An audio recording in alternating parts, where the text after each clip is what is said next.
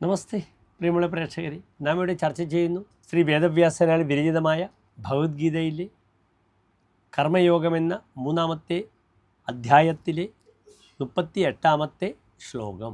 ധൂമേനാവ്രിയതേ വന്യഃ യഥാദർശോ മലേന ച യഥോൽബേനാവൃതോ ഗർഭഃ തഥാ തേനേധമാവൃതം. ഇനി പ്രസ്തുത ശ്ലോകത്തിലെ പദച്ഛേദം ശ്രദ്ധിക്കുക. ധൂമേന ആവ്രിയതേ വന്യഃ യഥാ ആദർശഃ മലേന ച യഥാ ഉൽബേന ആവൃതഃ ഗർഭഃ തഥാ തേന ഇദം ആവൃതം. അടുത്തതായി പ്രസ്തുത ശ്ലോകത്തിൻ്റെ അന്വയം ശ്രദ്ധിക്കുക. വന്യഃ ധൂമേന ആദർശഃ മലേന ച യഥാ ആവ്രിയതേ ഗർഭഃ ഉൽബേന യഥാ ആവൃതഃ തഥാ ഇദം തേന ആവൃതം. ഇനി പ്രസ്തുത ശ്ലോകത്തിൻ്റെ സാരാംശം ശ്രദ്ധിക്കുക.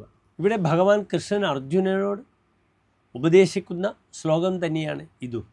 എപ്രകാരമാണോ അഗ്നി പുകയാലും കണ്ണാടി അഥവാ ദർപ്പണം അഴുക്കിനാലും ആവരണം ചെയ്യപ്പെടുന്നുവോ, ഗർഭസ്ഥ ശിശു തൻ്റെ മറുപിള്ളയാൽ എപ്രകാരം ആവരണം ചെയ്യപ്പെട്ടിരിക്കുന്നു, അപ്രകാരം ഈ ജ്ഞാനം കാമം കൊണ്ടു മറക്കപ്പെട്ടിരിക്കുന്നു എന്ന് സാരം.